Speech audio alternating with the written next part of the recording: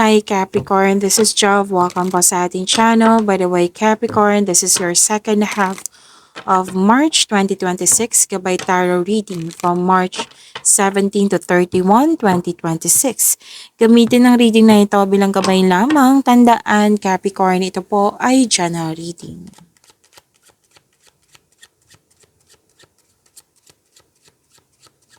Mga parating pa para kay Capricorn ngayong March 17 to 31, 2026.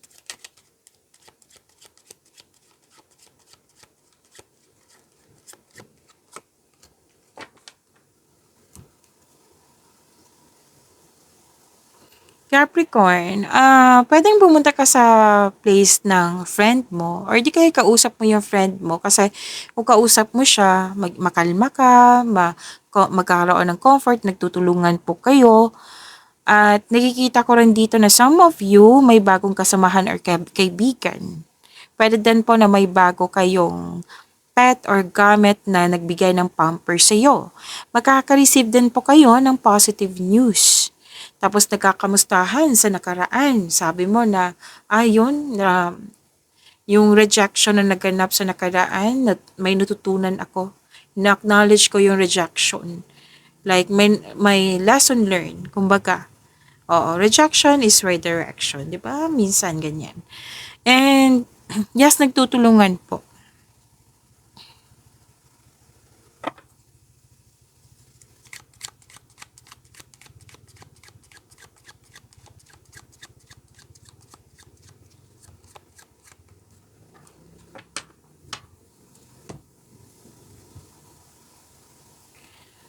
Okay, nakikita ko dito para ka nakatali sa isang bagay, sa isang sitwasyon or sa isang tao at ikaw ay nahihirapan kasi you feel restricted, loss of freedom, or unable to express yourself.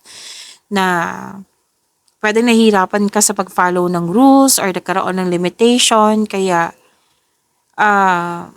nakikita ko talaga dito na pwedeng nalungkot ka. Oo. Pwede din po nabibigatan ka sa obligasyon. Na gusto mo ng space muna, gusto mo mapag-isip muna, gusto mo ng me time muna. And may nakita ko ditong loss of connection sa isang tao. At may nakita rin akong pregnancy.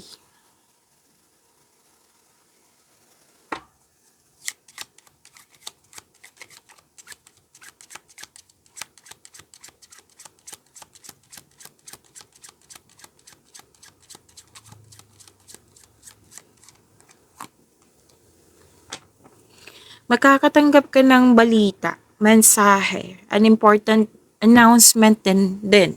Okay? Pwedeng invitation po ha.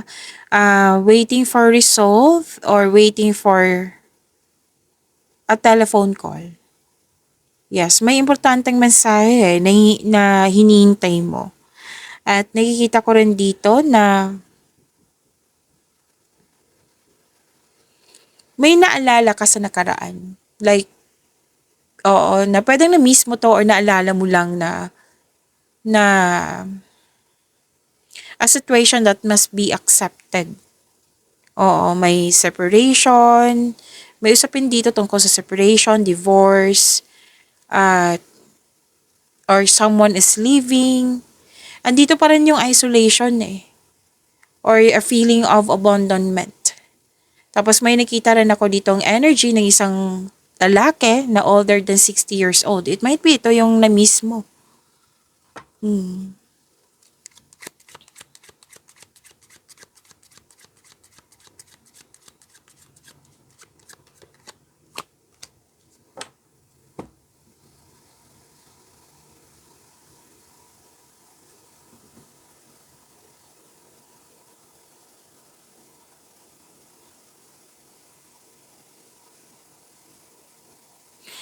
Okay, may nakita po ako ditong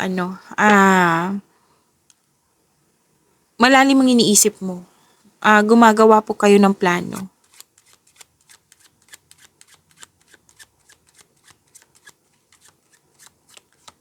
Malalim ang iniisip, gumagawa ng plano, kasi pwedeng nahihirapan ka sa paggawa ng desisyon. The thinking process kasi to. Pwede din nag-self-study kayo, meditating on your problems, digesting information, maraming iniisip. Yan. Ginagamit niyo po yung talino niyo.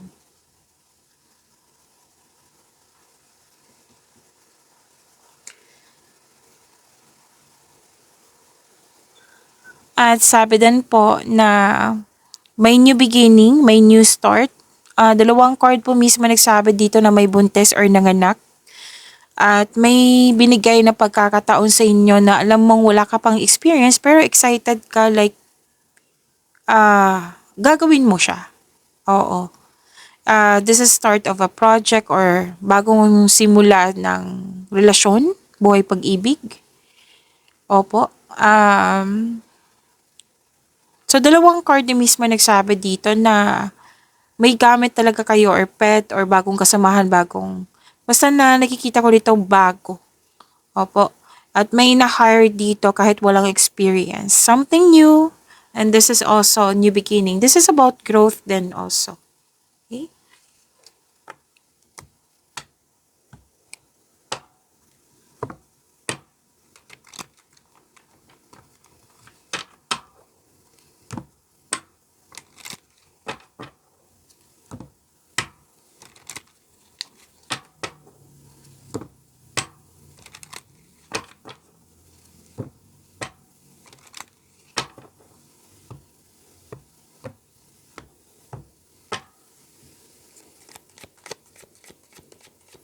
Energy para kay Capricorn ngayong March 17 to 31, 2026.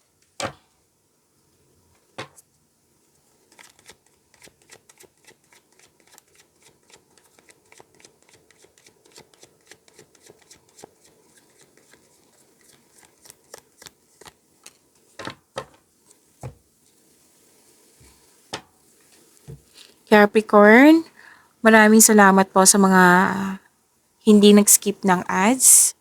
Subscribe na po kayo sa ating channel at click bell notification para updated po kayo sa reading natin.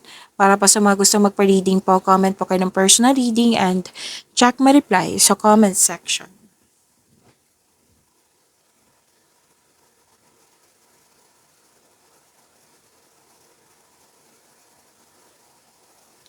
Okay.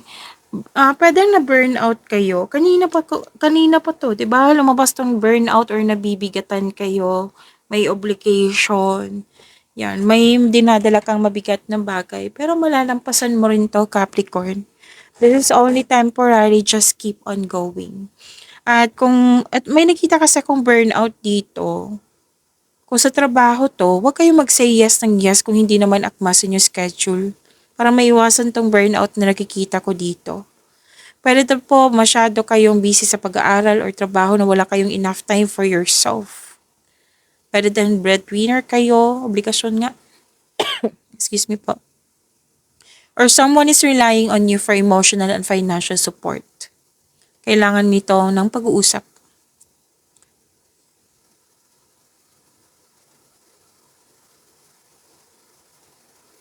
Okay, sobrang busy eh. Kung nanood kayo ngayon na sobrang busy na, ask for help para hindi mo dala lahat yung gawain. Pero kung gawain to ha, malapit mo naman matapos to. After nito, pwede kang mag-rest or magbakasyon.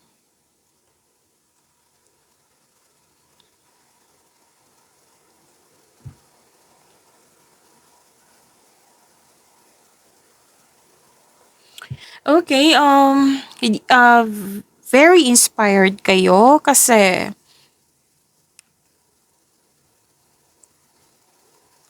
very inspired kasi may gagawin kayong aksyon sa inyong ideas, plano, or desisyon. Tapos sinabi ng card dito, gumawa ng konkretong plano para makagawa ka ng best decision. Makinig din sa inyong intuition kasi it will guide you towards the next action. And sabi na yung card, you have success in the face of difficulty. Kung sa relasyon to, huwag madaliin na magkaroon ng relasyon. Sa relasyon, sa single, yan. Basta magkaroon ng sense of stability.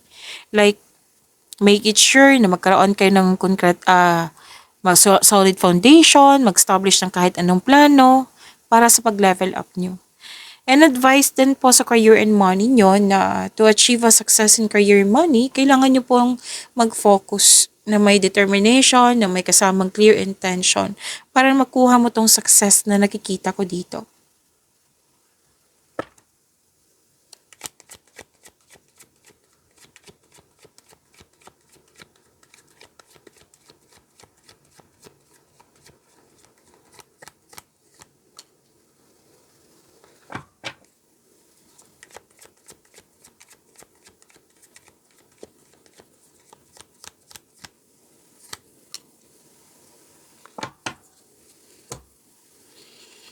Sa career and money po, nakikita ko dito na may offer sa'yo. Kaya lang, nagdalawang isip ka or nag-hesitate po kayo.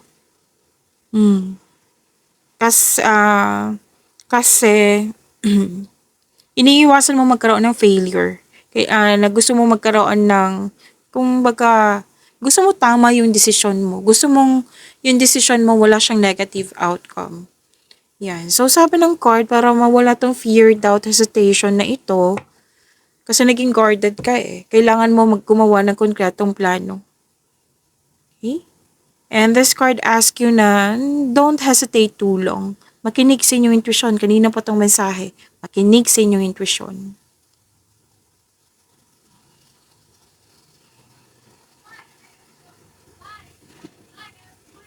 And sabi din po na success in workplace and home, i-acknowledge mo na bigay ng suporta sa iyo galing sa grupo ng tao.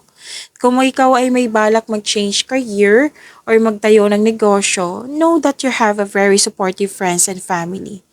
Granted yung manifestation mo, fulfillment sa pangarap, may kasiyahan ako nakikita dito. Satisfaction, happiness. Lane.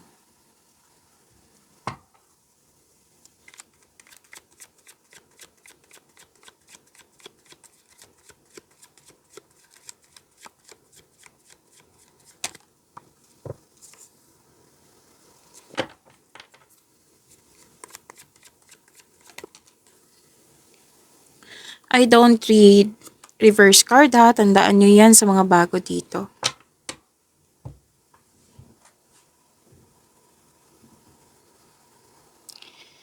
Okay, Capricorn, huwag niyong kalimutan na mag-subscribe sa channel natin at i-click yung bell notification para updated po kayo sa reading natin. At huwag niyo kalimutan na panoorin niyo po yung weekly Gabay Tarot reading niyo from March 16 to 22, 2026. Uploaded na po dito sa channel natin. Hanapin niyo po.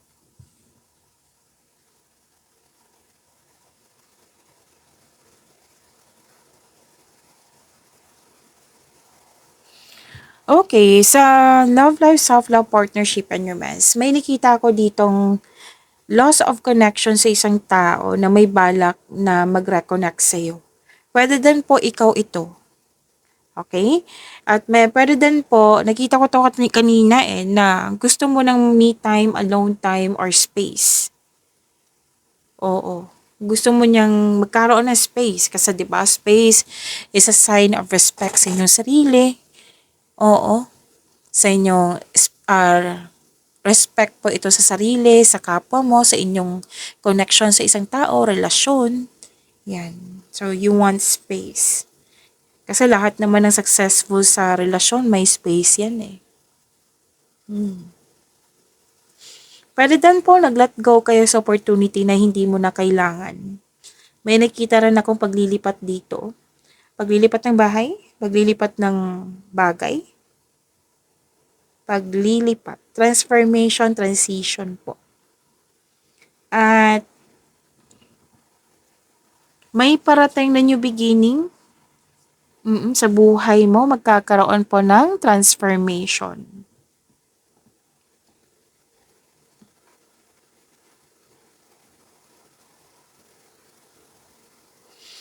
Okay, sa mga single po, naging hard worker kayo at aminado naman kayo na wala kayong sapat na time for yourself. So sabi ng card dito na balansehin ang inyong oras. Opo.